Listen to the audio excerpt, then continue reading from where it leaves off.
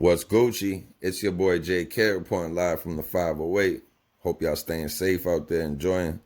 Yeah, so I wanted to present this series to you of two legendary rappers that once almost divided the South over a song called So Icy back in 2006 when Young Jeezy was on his way to the top and Gucci Mane was on his way to being an up-and-coming top rapper.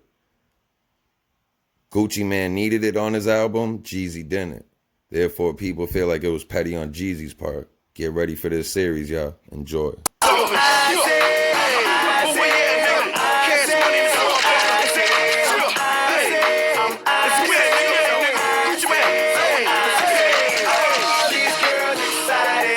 I do is talk shit. You can even add a couple grand for my outfit. Act like you know, man. In my hood, they call me Jeezy the Snowman. You get it? Get it? Jeezy the Snowman. I'm iced out, plus I got snowman. As you can see, they even made a music video together, literally standing right next to each other side by side. So at one point, the relationship was good enough for them to be able to stand next to each other. This would ultimately be the last time that we would see them on some friendly status. After this video was shot, soon after, they started taking shots at each other, dissing each other. They were never really best of friends. They just knew mutual people that had them in connection with each other. They were both from the hardcore streets of Atlanta.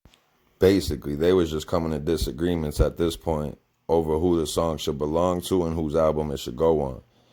Gucci Mane felt like it should be on his. Young Jeezy felt like it should be on his. Ultimately, it ended up being on Gucci Mane's, not Jeezy's. Some motherfuckers snowed up, little kids wanna be like Gucci when they grow up. Me, Jeezy, and Boo, we ain't pussy, nigga, gon' do what you do, cause we icy, so icy, we icy. Soon after, someone would catch up with Young Jeezy and interview him and ask him what happened and what was the differences. He said, y'all was good enough to do the song together. What happened now? Obviously, at one point, the relationship must have been at least all right because y'all had a song together, a strong single, the So Icy joint. And somewhere along the line, things went south. Man, we never had no relationship, man. We was a fuck boy, man. You know what I'm saying? I really don't like to be compared to that nigga, man, because, like, I'm like a VHS on. You can rewind me back. Everybody in the city know me, dog. Like, this nigga, basically I did another nigga a favor, dog, and the nigga is a fucking neck at a barbecue, dog. The nigga... After this interview was taken, word got back to Gucci Mane, what Jeezy had to say about him.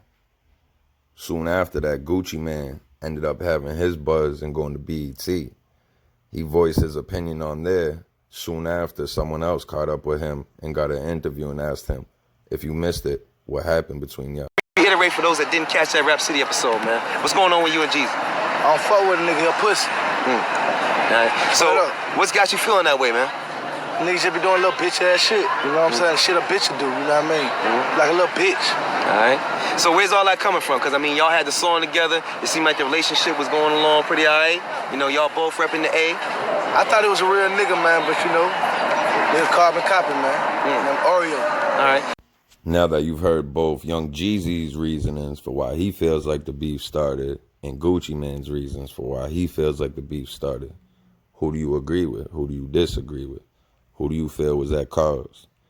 I'm going to play one more clip from this interview on how Gucci Mane feels like at the end of the day, what Young Jeezy did was worse than anything Gucci Mane did. Here y'all go. I think he couldn't do it, you know what I mean? Just bitch came out of it. So what he started doing exactly? It's just making dish records. Going on the radio saying little shit. You know what I'm saying? Popping shit to niggas and shit. Was he doing that in Atlanta or in markets that you might not have been in? He was going to markets I ain't been in yet and do a show before I get there and tell them don't buy my record when it come out. You actually heard that cats were saying like, don't buy Gucci out. I seen it on videotape. So that what made me just flip out like this. Okay. From the sounds of that clip, it feels like Gucci Mane feels like he was starting to be blackballed while he was just trying to come up regardless of the disagreement. I'm not trying to favor either sides, but we have seen the bigger artists do this to the up-and-coming artists that they had problems with before. Because as you can see, Young Jeezy was already established and dropping songs that were making it to the charts. Whereas Gucci Mane was just starting to catch a buzz and get songs that were coming on the charts. So at the end of the day, it seems like Young Jeezy had more pull than Gucci Mane did at that point. Back and forth, Jeezy released Stay Strapped, a harsh diss aimed at Gucci. At the end of the song, Jeezy spoke over the beat saying he wanted Gucci's chain and that he was willing to pay whoever brought it to him $10,000. Effectively, Jeezy was putting a bounty on Gucci's chain.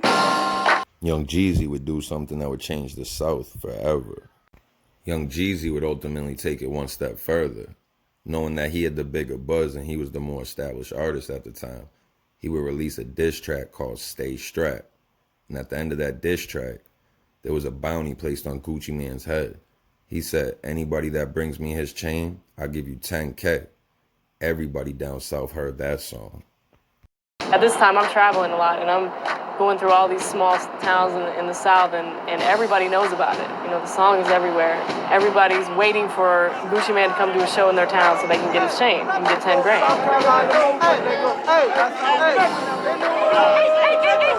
As we would soon find out, people were going to try and collect on that bounty sooner than later.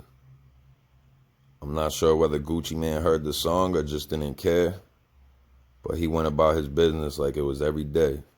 There's him and a girl in there, and the 5 guys came in there to hurt him. So basically, from what I talked to the detective indicated he was set up. We have an independent witness I tried to give to the detective. The detective basically doesn't want a whole lot more information. At this point, people had tried to kill Gucci Mane, and he wasn't going for it. He fought back with his life on the line, grabbed a pistol that was on the table, I think might have been their pistol, ended up shooting them and running off, leaving one man dead. Later on, Gucci Mane will be charged with murder. We'll ultimately get into all that later on in part 2. If you enjoyed this and would like to see me come out with part 2, let me know in the comments. I appreciate y'all. I put some hard work and effort into this. Ultimately, I want to make this into a weekly series. If y'all would be interested, let me know. Stay safe, like, share, subscribe.